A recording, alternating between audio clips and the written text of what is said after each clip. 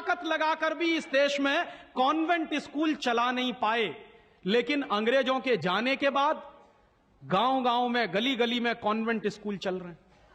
और ऐसे mummy daddy पैदा हुए हैं इस देश में जो बच्चे का जन्म लेने के पहले रजिस्ट्रेशन करवाए आते हैं कॉन्वेंट स्कूलों। कहते हैं कि अगर रजिस्ट्रेशन नहीं कराया तो एडमिशन नहीं मिलेगा। तो कॉन्वेंट स्कूल में पढ़ाना बहुत जरूरी है बच्चे को। और मैं अक्सर पूछता हूं कि काहे को पढ़ाते हैं कॉन्वेंट स्कूल में, तो कहते हैं राजीव भाई जब हमारा बच्चा कॉन्वेंट में पढ़ेगा तो बहुत स्मार्ट बन जाएगा। तो मैं पलट के पूछता हूं कि जरा बताइए स्मार्टनेस क्या होती है। तो अक्सर मां बाप मुझे जवाब देते हैं जो दिल्ली बंबई में रहते हैं कि हम बच्चे को कॉन्वेंट में इसलिए पढ़ने को भेजते हैं कि जब वो कॉन्वेंट में पढ़ेगा तो टाई लगाएगा, मोजे जूते पहनेगा, बढ़िया सूट है। तो अंग्रेजों के देश में टाई इसलिए लगाई जाती है कि वहां ठंडी बहुत पड़ती है, सर्दी बहुत पड़ती है, और एक साल में 6 महीने भयंकर बर्फ पड़ती है। कभी कभी तो यह हालत होती है कि 6-7 महीने सूर्य भगवान के दर्शन नहीं होते। और वहां की जलवायु ऐसी है कि आज अगर सूर्य निकला तो जरूरी नहीं है कि कल भी निकलेगा, परसों भी निकलेगा, नरसों भी निकलेगा। भारत में ऐसा नहीं है। आज अगर निकला है तो कल भी निकलेगा, परसों भी निकलेगा, 3 महीने बाद भी निकलेगा, 1 साल बाद भी निकलेगा, ऐसे ही निकलेगा। इंग्लैंड के लोग ये गारंटी से नहीं कह सकते। तो वहां ठंडी बहुत पड़ती है, सर्दी बहुत पड़ती है। और जिन देशों में सर्दी बहुत पड़ती है, ठंडी बहुत पड़ती है, वहां के लोगों को अक्सर जुकाम बहुत होता है, नाक चलती है। तो जब नाक चलती है तो उस नाक को पोंछने के लिए बार बार जेब से रूमाल निकालना पड़ता। तो उन्होंने क्या किया कि एक रूमाल गले में लटका लो जो नाक पोंछने के काम आएगा। और टाई का माने क्या होता है? अंग्रेजी का शब्द है TIE। टाई का माने होता है गले के चारों तरफ लटकाया गया कोई कपड़ा। किस काम आता है वहां पर? नाक पोंछने के। क्यों करते हैं? क्योंकि ठंडी बहुत पड़ती है, सर्दी बहुत पड़ती है। हमारे देश में तो 1 साल में 9 महीने गर्मी पड़ती है, और यहां गुजरात में तो 12 महीने गर्मी पड़ती है। मैं तो यूपी का रहने वाला हूं, वहां थोड़ी बहुत ठंडी जरूर पड़ती है, यहां तो बिल्कुल नहीं पड़ती। तो वहां तो इसलिए टाई लगाते हैं कि उनको जरूरत है उसकी। हम हमारे बच्चों को क्यों लटका रहे हैं अपने गले में टाई? मर गए अंग्रेज और चला गया मैकॉले, लेकिन उसकी आत्मा का वास हम सब में हो गया। जिसको देखो वो कॉन्वेंट स्कूल में घुसा रहा है अपने बच्चों को, जिसको देखो वो अंग्रेजियत की तरफ ले जा रहा है। बड़े शर्म की बात है, शर्म की बात है, सावधान होना चाहिए। एक बार बंबई में मैंने एक जगह व्याख्यान में पूछा, पढ़े लिखे कुछ लोग बैठे थे, कि आप अपने बच्चों को कॉन्वेंट में क्यों भेजते हैं? आपको मालूम है कॉन्वेंट का मतलब क्या होता? यूरोप के देशों में कॉन्वेंट का मतलब क्या होता? यूरोप में हजारों साल एक परंपरा रही है जो हमारे यहां कोई सोच भी नहीं सकता उसके बारे में। यूरोप की परंपरा क्या रही है हजारों साल? वहां बच्चे लावारिस छोड़े जाते। आज भी यूरोप के देशों में, अमेरिका में आधे से ज्यादा बच्चे लावारिस तरीके से बड़े होते हैं। और यह परंपरा आज से 100-150 साल पहले तो बड़ी भयंकर थी। तो यूरोप में क्या होता था कि बच्चा पैदा हुआ, छोड़ दिया चर्च के सामने, छोड़ दिया अनाथ आश्रम में, छोड़ दिया किसी और संस्था में, वहां बड़ा होगा। तो जो लावारिस बच्चे वहां पैदा होते हैं, उन लावारिस बच्चों की पढ़ाई लिखाई, उनकी व्यवस्था करने का काम जिस जगह पर किया जाता है उसको कहते हैं कॉन्वेंट। हाँ बड़ो, तुम्हारे चोखे कॉन्वेंट में जा रहे हैं। कॉन्वेंट का माने होता है लावारिस बच्चों के पढ़ने लिखने का स्थान। माने जिन बच्चों के मां नहीं है, जिनके बाप नहीं है, जिनके दादा दादी नहीं है, जिनका कोई कुटुंबीजन नहीं है, उन बच्चों को पढ़ाने के लिए जो स्कूल चलाए गए यूरोप में, उनको कॉन्वेंट स्कूल कहते हैं। तो हम हमारे बच्चों को कॉन्वेंट में क्यों भेज रहे हैं? हाय राम, तौबा तौबा। यहां तो मां भी है और बाप भी है, लेकिन हम इतने बेवकूफ हो गए हैं कि मां बाप के रहते हुए बच्चे को लावारिस बनाने के लिए कॉन्वेंट में भेज रहे हैं। और वहां जाके बच्चे पढ़ते हैं तो क्या पढ़ते हैं? कल जो बापू कह रहे थे किस्से में, वही बंबई में एक दंपत्ति ने मुझे कहा, पति पत्नी थे, कहने लगे राजीव भाई अगर बच्चा अंग्रेजी नहीं पढ़ेगा तो पीछे रह जाएगा। तो मैंने उनसे पूछा आपको मालूम है दुनिया में कितने देशों में अंग्रेजी चलती है? तो कहने लगे अंग्रेजी तो अंतर्राष्ट्रीय भाषा है। मैंने कहा आपको तब जानकारी नहीं है। दुनिया में इस समय 200 देश हैं जो संयुक्त राष्ट्र संघ के नक्शे पर हैं, और उन 200 देशों में से मात्र 12 देशों में अंग्रेजी चलती है। बाकी 188 देशों में उन देशों की अपनी भाषाएं चलती हैं। तो 200 देशों में से मात्र 12 देशों में अंग्रेजी चलती है, तो अंग्रेजी अंतर्राष्ट्रीय कैसे हो गई? अगर 200 में से 150 देशों में अंग्रेजी चलती तो मैं मान लेता कि अंग्रेजी अंतर्राष्ट्रीय भाषा, लेकिन मुश्किल से 12 देशों में जो भाषा चलती है उसको हम कहते हैं कि अंतर्राष्ट्रीय भाषा। और दूसरी बात, उसी दंपत्ति ने कहा कि राजीव भाई अंग्रेजी बहुत समृद्ध भाषा है, बहुत रिच लैंग्वेज है। जो शब्द उन्होंने इस्तेमाल किया, रिच लैंग्वेज माने समृद्ध भाषा। तो मैंने उनसे कहा कि दुनिया में अंग्रेजी से ज्यादा रद्दी दूसरी कोई भाषा नहीं है। बिल्कुल ठीक। क्यों? उसका कारण है जानते हैं क्या है? अंग्रेजी में चाचा, मामा, ताऊ, मौसा, फूफा सब अंकल,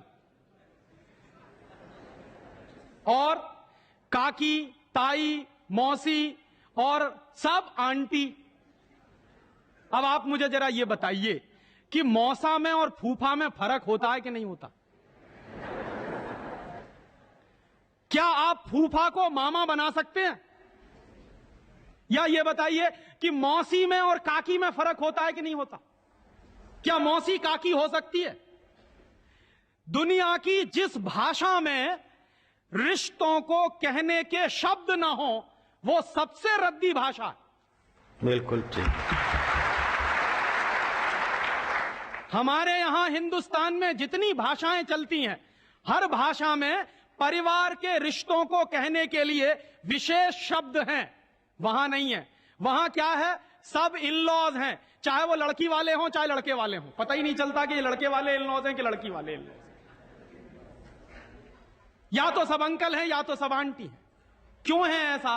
क्योंकि अंग्रेजी भाषा में रिश्तों को कहने के लिए शब्द नहीं है। कारण क्या है? अंग्रेजी भाषा में शब्दों की बहुत कमी है। और अंग्रेजी भाषा में शब्दों की कितनी कमी है? अगर मूल रूप से देखा जाए तो अंग्रेजी भाषा में मात्र 2600 शब्द हैं कुल मिला के। और दुनिया की तमाम भाषाओं से जो उधार लिया है अंग्रेजों ने, फ्रेंच भाषा में से लिए हैं, जर्मन में से लिए हैं, इटालियन में से लिए हैं, लैटिन में से लिए हैं, तो तमाम भाषाओं से जो उधार लिए हुए शब्द हैं वो मिला दिए जाएं तो कुल मिला के बैठते हैं 12,000। अंग्रेजी के मूल शब्द हैं 2600 और बाकी के शब्दों को मिला दें तो कुल बैठते हैं 12,000। अब आप हिसाब लगाइए, अंग्रेजी में कुल मिला के 12,000 शब्द हैं। गुजराती में आपको मालूम है कितने शब्द हैं? गुजराती भाषा में 40,000 से ज्यादा शब्द हैं। अब आप मुझे यह बताइए कि अंग्रेजी बड़ी हुई कि गुजराती? तो काहे को नहीं पढ़ाते अपने बच्चों को गुजराती में? और एक दूसरा उदाहरण दूं कि अंग्रेजी में कुल मिला के 12,000 शब्द हैं और मराठी भाषा है हमारे देश की, उसमें इस समय 48,000 शब्द हैं। अंग्रेजी से 4 गुनी बड़ी है मराठी। और हिंदी का हिसाब लगाऊं तो अंग्रेजी में इस समय 12,000 शब्द हैं, हिंदी में इस समय करीब 72,000 शब्द हैं। और हिंदी से एक कदम आगे चलिए, संस्कृत। तो अंग्रेजी में कुल मिला के 12,000 शब्द हैं, संस्कृत में कुल मिला के 1.5 लाख शब्द हैं। और संस्कृत से एक सीढ़ी और ऊपर चढ़िए, प्राकृत, जिसको हम सब भूल गए। प्राकृत को अगर ध्यान में रखें तो प्राकृत में 2.5 से 3 लाख शब्द हैं। दुनिया की सबसे बड़ी भाषा हमारे पास है, लेकिन हम बेवकूफों को मालूम नहीं है कि हमारे पास क्या है। हम पढ़े लिखे इडियट हैं, अंग्रेजी में कहें तो।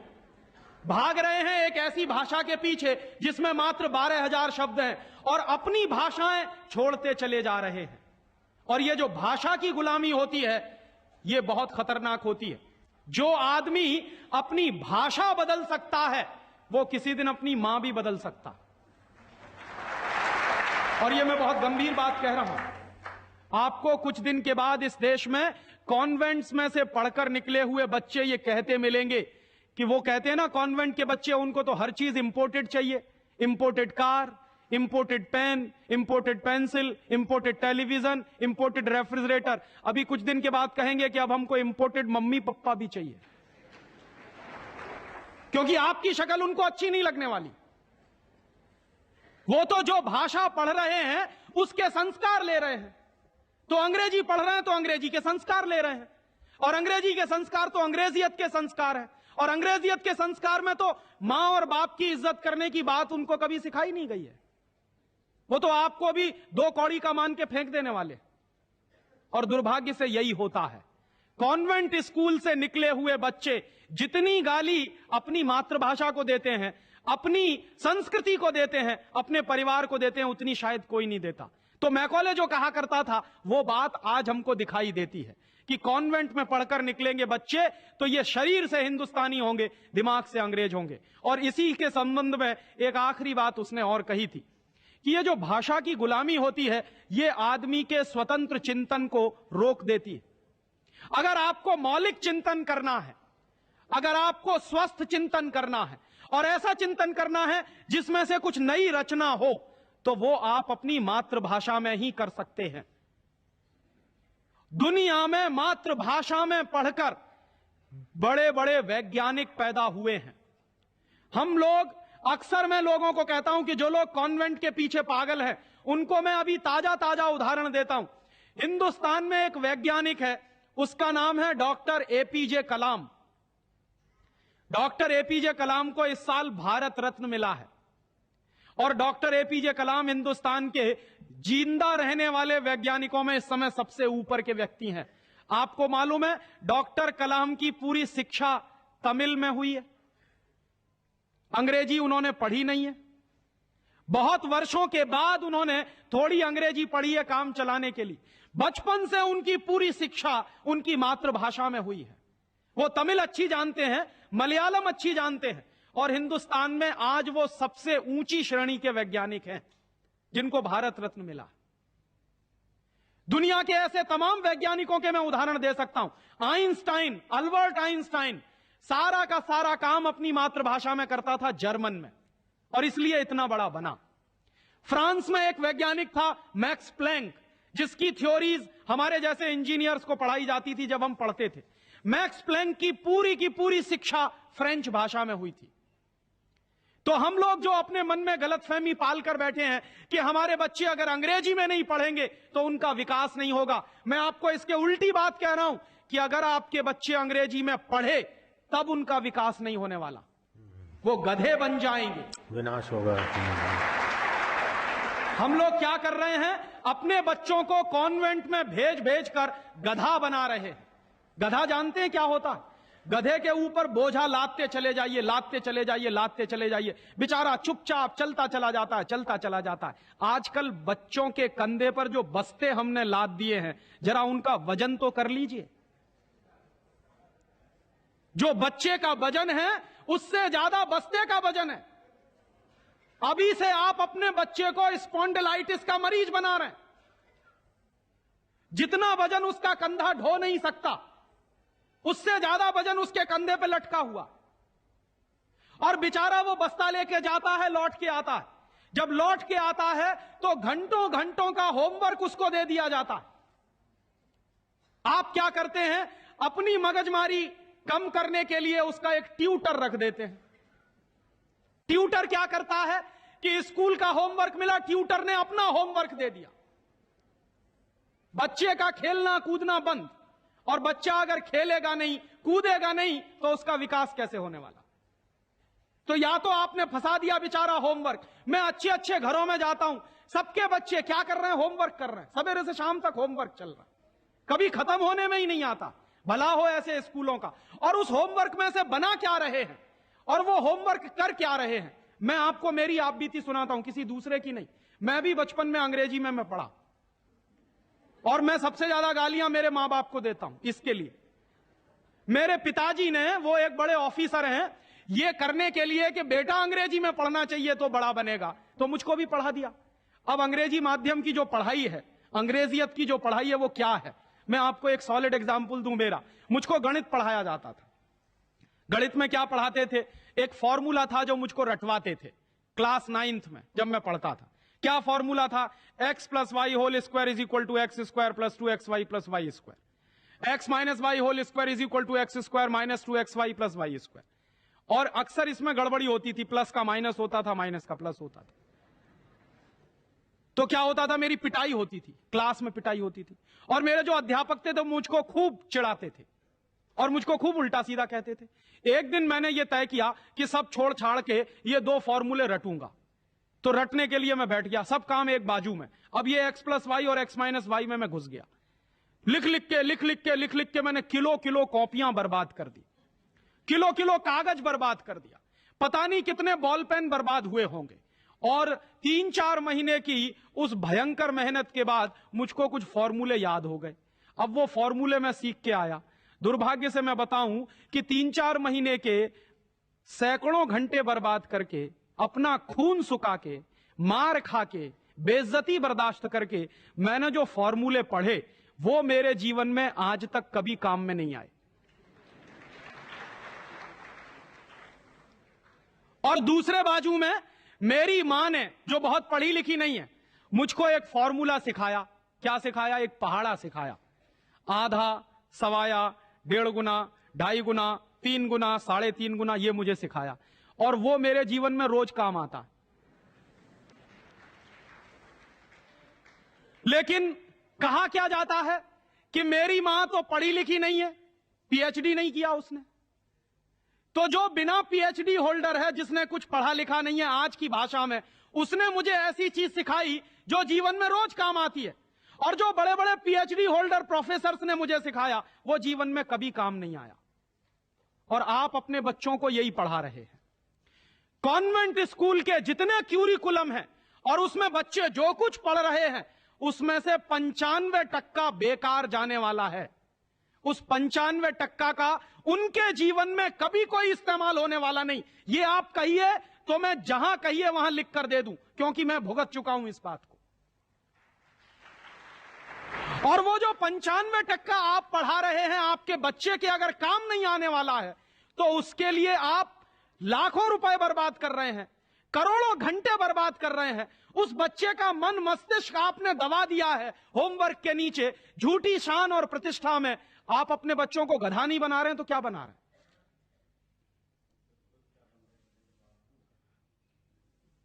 तो आप पूछेंगे क्या करें? तो मैं आपसे एक बुद्धिमानी की बात निवेदन करना चाहता हूं। वो निवेदन यह करना चाहता हूं कि जितनी जल्दी हो अपने बच्चों को इन कॉन्वेंट स्कूलों में से बाहर निकाल लीजिए। और बढ़िया बात है। ये कॉन्वेंट स्कूल में इसलिए भी भेजना बंद करिए कि भारतीय संस्कृति में पिता सिर्फ एक होता है, लेकिन कॉन्वेंट स्कूल में एक फादर भी होता है। इस बात की गंभीरता को समझिए कि भारतीय संस्कृति में पिता एक ही होता है, लेकिन कॉन्वेंट स्कूल में जब बच्चे जाते हैं तो एक दूसरा फादर भी होता है। तो पिता के साथ ये फादर कहां से आ गया? और अगर पिता के साथ फादर आ गया तो पता नहीं क्या क्या आ जाएगा आपके घर में। हां, यह मैं चेतावनी के रूप में कह रहा हूं आपसे। यह सिर्फ इशारे से समझ लीजिए कि अगर बच्चे की पढ़ाई के साथ पिता के साथ फादर आया है तो और बहुत कुछ चला आएगा आपके बच्चे के संस्कार में। और कहीं ऐसा ना हो जाए कि आपके देखते देखते आपका बच्चा क्रिश्चियन ना बन जाए, ईसाई ना बन जाए। इसलिए मैं आपसे एक निवेदन तो यह करने आया कि जितनी जल्दी हो कॉन्वेंट स्कूलों से बच्चे निकाल लीजिए। और एक दूसरा निवेदन और करने आया हूं, जितनी जल्दी हो कॉन्वेंट स्कूलों को डोनेशन देना बंद करिए। हमारा हजारों रुपए का डोनेशन कॉन्वेंट स्कूलों में जाता। एक बच्चे का एडमिशन कराना है तो वो कहेंगे बिल्डिंग फीस दे दो, वो कहेंगे डोनेशन दे दो, वो कहेंगे इसकी फीस दे दो, उसकी फीस दे दो। और रोज रोज कोई ना कोई मांग चढ़ी ही रहती है। आज फलाना डे, आज धमाका डे, आज ये ले आओ, कल वो ले आओ। बर्बादी हमारी, माने हम हमारे दुश्मन को अपना पैसा दे रहे हैं। दुनिया में ऐसे बेवकूफ लोग मैंने कहीं नहीं देखे जो अपने दुश्मन को अपने घर का पैसा देते हो। आप जानते हैं कि कॉन्वेंट स्कूलों में से निकलने वाले बच्चे भारतीय संस्कृति के विरोधी होने वाले हैं और उनको यूरोप की संस्कृति सिखाई जा रही है। उसके लिए पैसा हम खर्च कर रहे हैं अपने हाथों से। तो भगवान के लिए, भारतीय संस्कृति को बचाने के लिए अपने बच्चों को कॉन्वेंट में से बाहर निकालिए और अपने बच्चों के नाम पर ये उनको जो डोनेशन दे रहे हैं आप कॉन्वेंट स्कूलों को, वो बंद करिए। और मैं आपको पूरे विश्वास से ये कहना चाहता हूं कि आपके बच्चे अगर मातृभाषा में पढ़ेंगे तो सबसे ज्यादा विद्वान बनने की क्षमता है उनमें। और ये क्यों है? दुनिया के सारे मनोवैज्ञानिक एक ही बात पर अब पहुंचे हैं, जो बात हमारे लोग बहुत पहले से कह गए। अभी यूरोप के लोग आज उस निष्कर्ष पे पहुंचे। क्या कहते हैं? बच्चा अगर मातृभाषा में पढ़ता है तो उसको जो सुविधाएं मिलती हैं, जो फायदा होता है, वो दूसरी भाषा में नहीं मिलती। जैसे उदाहरण के लिए मैं आपको बताऊं और आप इसको प्रयोग के रूप में करिए। आपकी मातृभाषा अगर गुजराती है और आप अपने बच्चे को गुजराती में पढ़ाइए तो कोई सवाल आप उसको दीजिए गुजराती में याद करने के लिए, जितनी जल्दी वो याद कर लेगा उस सवाल को, अगर वही सवाल आप अंग्रेजी में दीजिए उसको तो कम से कम 6 गुना समय लगेगा उसको। अगर वो 1 घंटे में गुजराती में कोई चीज याद करेगा तो 6 घंटे लगेंगे उसको अंग्रेजी में याद करने के लिए। और अंग्रेजी में भी उसको याद नहीं होगा, वो रटेगा पोपट की तरह से। जैसे पोपट होता है ना, रट लेता है, वैसे ही रटेगा। और रटने के बाद क्या करेगा? इम्तिहान में लिख कर आएगा। इम्तिहान में लिख कर आया, उसके 2 दिन बाद पूछिए कि तुमने परसों क्या लिखा है, उसको कुछ याद नहीं। ऐसे ज्ञान का करेगा क्या वो? जो ज्ञान उसको 2 दिन भी याद न रहे, जो जानकारी उसको 2 दिन भी याद नहीं रहने वाली, उस जानकारी का वो अपने जीवन में करने वाला क्या है? और इसके दूसरी तरफ आप ये करके देख लीजिए, छोटी छोटी कहानी, छोटे छोटे किस्से, छोटी छोटी कथाओं के माध्यम से, मातृभाषा के माध्यम से आप उसको कोई बात सिखा दीजिए, वर्षों वर्षों जिंदगी भर उसको वो बात याद रहेगी। मुझे भी याद है, मेरी दादी मां ने कहानी के माध्यम से जो संस्कार मुझ में दिए हैं वो अभी भी मुझे याद है। लेकिन मेरे स्कूल में जो संस्कार मुझे दिए गए वो मैं भूल चुका हूं, क्योंकि विदेशी भाषा में मैंने लिए। तो ये खराब होता है। और एक इसी के साथ एक आखिरी निवेदन कि अंग्रेजों ने जिस तरह से बर्बाद किया है भारतीय समाज को, कम से कम अब अगर हमको ये चेतना आती है तो इसको हम बचाएं। मुझे लगता है कि सबसे बड़ा काम और सबसे पहला काम कॉन्वेंट स्कूलों के बंद कराने का, और वो हम सब मिलकर ही कर सकते हैं, अकेला कोई नहीं करेगा। अगर हम सब कॉन्वेंट स्कूलों का बहिष्कार करने का संकल्प ले लें तो फिर से नए गुरुकुल खड़े हो सकते हैं। जो दान आप कॉन्वेंट स्कूलों को देते हैं वो दान अगर गुरुकुलों को मिलना शुरू हो जाए तो गुरुकुल चलने भी शुरू हो जाएंगे, उनको प्रतिष्ठा भी मिल जाएगी, उनको सम्मान भी मिल जाएगा। अगर हमारी गलती से बर्बादी आई है तो वो गलती आज हम सुधार लें। और ऐसे ही एक दूसरी आखिरी बात कि अंग्रेजियत हमारे मन में बहुत गहरे घुस गई है, और ये अंग्रेजियत जो होती है बहुत खराब होती है। कई बार मैं कहता हूं कि अंग्रेजी भाषा से ज्यादा खतरनाक है अंग्रेजियत।